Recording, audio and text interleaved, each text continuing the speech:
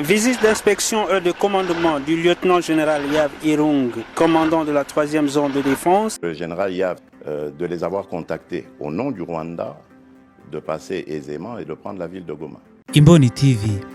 Nonye gusuhuza kandi nkufuje byiza ntose ho hirya no hatandukanye. Nitwa Ajabu marashinzanye na Zerobat zo makuru agezwe ari update. Kugeza kano kanya hari umusirikare ukomeye cyane w'umugenerale wo muri Republika Demokarasi ya Kongo, bivuga ko yagambaniye leta ya Kongo, akambanira umujyi wa Goma, ngo yagambanye ku Rwanda. Bivuze ngo yavuganye n'u Rwanda bituma leta ya Kongo imufunga. Uyu munsi hagezwe iki urubanza rwe ruri mu rugiye kuba rwakorwaho, ariko kandi hari andi makuru agezweho cyane. Mu gihugu cy'u Burundi hamaze iminsi avuga ikibazo cya ruswa iteye ubwoba mu buyobozi cyane cyane mu camanza. Hari amakuru ataravuzwe tugiye kugezaho muri aka kanya, ariko kandi turaza kujya muri Burkina Faso. Hari andi makuru menshi yuko perezida wa kino gihugu w'agateganyo Kapiteni Ibrahim Traoré yuko we na Tiani bari gushaka gukora ibintu bidasanzwe muri buno butaka abatuyeho, cyane cyane guhabya abagambanye n'itwe iterabwoba. Tugiye kujyamo by'umwihariko Zerobango hayikaze none reka dutangire. Akoze cyane numvise uvuguti urubanza rwa Lieutenant General Filemon Yave Irunga nibwo rugiye kuba rwaba, ariko urubanza rwabaye ku munsi w'ejo hashize, ahubwo ikiba gisigaye abari ukuzasoma umwanzuro w'urubanza. No kuvuga ngo icyo abantu bamenya Lieutenant General oya ndabanza mbabwira uwo ari we. Banza mbabwira uwo ari we. Ni muntu ki arazira iki byagenze? Uyu Lieutenant General Filemon Yave Irunga ubundi yahoze ari umuyobozi wa 3e zone de défense mu gisirikare cya FARDC. Ahangaha rero kuba ari kwitwa 3e zone de défense muri FARDC kuvuga ngo yayoboraga intara eshanu. Bazumvisha ukuntu ari nyinshi. Yego. Yayoboraga Sud Kivu, akayobora Nord Kivu, akayobora Ituri, akayobora Manyema, akayobora na Chop. Izo ni intara eshanu Lieutenant General Filemon Yave Irunga yayoboraga. Hanyuma rero yaje gufatwa akekwaho ngo kugambanira igisirikare cya Kongo no kugambanira umujyi wa Goma. Arafatwa ajyana muri gereza y'Amakara i Kinshasa. Yavuga iki n'u Rwanda? Siko bivuga ko ngo yagambanye ku Rwanda. Nibyo ngibyo n'ubundi nshaka ko tugarukaho. Arafungwa, urubanza rwe rero ejo rurongera rutangira ariko hari umutangabuhamya. Ntabwo ari rwari rugitangira, ahubwo wari umunsi wo gutanga ubuhamya bw'umwe mu basirikare byitwa ko bari bazi icyo kibazo, bari abatangabuhamya urukiko rwa gisirikare, urukiko rukuru rwa gisirikare rw'Kinshasa rwifashishije batanga amakuru. Bazanye rero General Force Kabwe. Uyu Sikabwe niwe wagombaga gutanga amakuru. Urukiko rwari rwizeye ko bagiye gutanga amakuru y'ukuri kukuba general uyu Lieutenant General Yave yaravuganaga n'abasirikare bakomeye bo mu Rwanda. Nshaka no guhita mbagarukaho mu makuru ahari no mu nkuru yanditswe bavuga General James Kabarebe ngo niwe bavugana. Yego.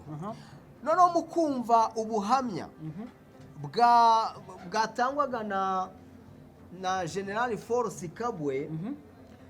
For yavuze ko Yave ngo atigeze avugana n'abasirikare bo mu Rwanda, ahubwo ko nawe ngo yari ari mu basirikare bandi 6 bahigwaga na leta y'u Rwanda ngo ibice ibahitane, kuko abo bose bakoreraga muri Grand Nord ngo babice. Hanyuma rero kuko bakerezaga urugamba rwo ku butaka bwa Republika ya Demokarasi ya Kongo, batumaga rutagenda nabi. Uyu mugabo yamushinjuye by'ubwere nyine ni ugushinjura. Avuga ko ngo ibi bintu aya makuru yari yatanzwe n'abofisiye bo mu ngabo za FARDC ngo ari ibinyoma, kuko nibo bareze Lieutenant General Filemon Yave Irunga ati nyamara umuyobozi wacu ari kugambana. Numva yarabayoboraga bose. 3e zone de défense ni ikintu kinini. Kongo kuba uyoboye izina zose abakomeye cyane mani abari ku rwego rwo hejuru cyane. Mbo urukiko rwa gisirikare rero, urukiko rukuru rwa gisirikare rukomeza kumva General Sikabwe. Aravuga ati imyaka myinshi yashize abamwe mu bajenerali bacu mu basirikare bakuru bageragezaga kugambanirwa n'u Rwanda ahubwo babishakaga kwicwa bendaga kwicwa na Yave yari arimo mu bahigwaga n'u Rwanda. aravuga ati muri abo basirikare harimo abakurikira harimo Lieutenant General Constant Ndima uyu ni umusirikare ukomeye cyane. Lieutenant General Filemon Yave Irunga uyu uri mu nkiko. Yego. Hakaza General Major Peter Chirimwami arazwi cyane yarishwe iwe yaranishwe yarapfuye. General Major Sylvain Ekenge arazwi cyane. Sylvain Ekenge abantu baramuzi cyane, uyu nguyu yari umuvugizi ahubwo w'ingabo zo muri 3e zone de défense. Sylvain Ekenge. Hakaza Brigadier General Chinkombo Mulamba Gisre na Brigadier General John Chinyabuma Kamukinde. Abangaba bose ngo bahigwaga n'u Rwanda. Bahigwaga n'u Rwanda. Bari mu mbonera kure z'u Rwanda kabisa muri radari zabo. Aya makuru rero umushinjacyaha ubwo muri izi nkiko za gisirikare uyu mugabo yitwa ni Anthony General Lieutenant General Likuria Bakumi Lucienne aravuga ati sha ibi bintu uri kutubeshya birashoboka ko bamwe waje gutanga mwabwumvikanye mwaranyweye mwabwumvikanyeho ibyo yavuze ko ati kuko twebwe dufite amakuru y'uko uyu musirikare Filemon Yave yavuganaga nabi Kigali bakagambana bakavuga ati igihugu cyacu ndakigurishije. yavuganaga nabi Kigali kandi akavugana na Generali James Kabarebe umusirikare ukomeye cyane mu Rwanda. Urukiko rwaje gusoza urubanza rwaje gusoza gutyo hategerejwe kuzasoma umwanzuro niba Lieutenant General Filemon Yave Irunga ariko ntabwo bapfa kumurekura Tshisekedi ntabwo byapfa ubucamanza cyangwa se ubushinjacyaha bwigeze buzana ibindi bihamya byavuze bufite bw'uko bufite ko yavuganaga n'u Rwanda bwavuze ngo bihari gusa ariko ntabwo bwabyerekanye. Reka nkubwire bavuze ko kuko mu bushinjacyaha hatsinda ibimenyetso n'ibimenyetso bazanye ariko ngo turabifite gusa ndumva bidahagije. Ahubwo uyu mutipe nuza Sikabwe asa nk'aho abatsinda kuko yatanze n'urugero ngo muri 2022 hari insida yabayeho muri Nord Kivu. Ni nabwo hamenyekanye aya makuru y'uko abajenerali batandatu benda kugambanirwa ngo bivugirwa mu nama yahuje abajenerali bo mu Rwanda n'aba muri Kongo yabereye hariya hirya ngiyo mu burasirazuba bwa Kongo. Urumva ibyo rero nuko urubanza rwagenze ntabwo ruzasomwa mu buhe buryo nuko amakuru ameze. Hanyuma rero tujye hakurya mu Burundi. Tujye mu Burundi amakuru ariyo aragaragaza ko mu by'ukuri iki gihugu gishobora kuba cyarimitse umuco w'igiturire. Kano kabitugukwaha igiturire. Ejo twagejeje amakuru ya Minisitiri w'ubutabera Alfred Ahingejeje wari wanditse ubutumwa muri groupe ya WhatsApp y'abategetsi bo n'ubundi bo muri ministeri ayoboye ubwo n'abashinjacyaha bari mu bunuzanye. Avuga ko yasanze abantu babara amafaranga yaruswa bahawe umucamanza n'umuta uhabwa serivisi. aragenda byandika muri groupe ati ntimuzasubire yitwa ni groupe ya administration centrale. Ati koko biteye agahinda gusanga ibi nibi ati ntabwo ari byo ntabwo amesheninzi wakoze icyaha. Ni gute umuntu Minisitiri w'ubutabera yica ijisho yirengagiza ibintu yasanze biri ko ati ruswa yo mu Burundi koko ubu tuzayigira zacika ryari. None ubu rero bwa butumwa bigeze kure bahiga umuntu wese waba yarabukwirakwije yarabusohoye muri groupe. Urumva ko abo bakozi bo muri iyi ministeri y'ubutabera bafite ibibazo. Hazashya niko urubyiruko ruvuga bafite ibibazo. No kuvuga ngo watanze iyi message ni Minisitiri w'ubutabera. Message iragenda isohoka muri iyo groupe WhatsApp administration centrale. None bari guhiga abantu. None abakozi bari kuvuga batari ko murinda mwahiga umuntu ni gute mushaka gutagatifuza amakosa yanyu kandi hari ibibazo. Bakagombye kuba barafashe uwo muntu wabaraga ruswa bakamufunga none uwamurebeye ashyizwe hanze ngo bari guhiga yewe ngo watanze ubwo butumwa. Umunyabyaha nuwasakaje ubutumwa, ntabwo ikibazo ari ruswa iri gutanga. Baranavuga bati ikibazo cyo mu Burundi iyi ruswa irimo ni ruswa abantu bareberera kandi ntishobora no gupfa gucika mu gihe cyose ngo bagihembwa n'amafaranga make, bahembwa makeya ngo bari kwirengera. Bati ntabwo bazi uko umva, ntibazi uko turya, ntibazi uko turyama, uko dukodesha amazu, ntibazi uko twishyura abana bacu, nyine ava muri za ruswa, ntibazi uko twivuza, asobanura ikibazo neza, ntibazi uko twivuza. Iyi ruswa muri iki gihugu ntabwo ishobora gupfa gucika. Ruswa iribwa n'ubukene. Ubwo rero birakaze rwose. Abantu mu Burundi nukuvuga ngo benshi bari gutugarikwa, bashyizweho iterabwoba, hagombe hamenyekane uwasohoye amakuru. Jean Minisitiri w'ubutabera yavuye muri Burundi. Hanyuma se muri Burkina Faso Kapiteni Ibrahim Traoré yafashe ingamba zikomeye cyane hamwe na Chiani.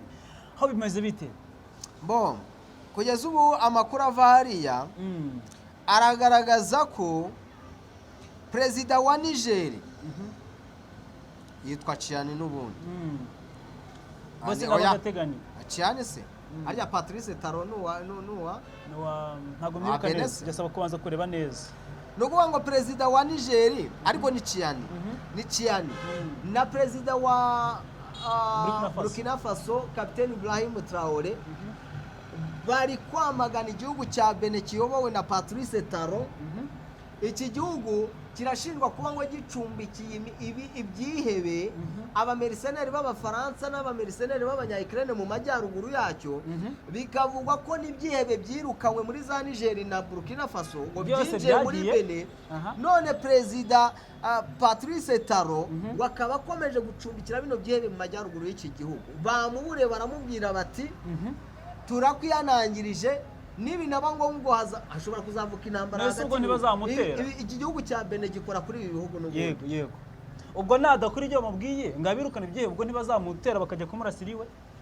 Barwati ni gute perezida muzima ureka ibi byihebe bikaba mu gihugu, ibice birimo akaba yaranafashe ingabo z'igihugu, abasirikare ba Benin ntabwo barabaproteje amajyaruguru ya Benin. Nukuvuga ngo yabahaye nyine indiri. Muryaye musinzira nta kibazo. Ubwo se nta nyungu bifitemo. Wamenya ari iki? Abacancuro b'Abafaransa n'Abanya-Ukraine wamenya bariyo bakora iki? Bakora imyandi babaganira utamenya bya politiki. Wamenya bariyo bagira we.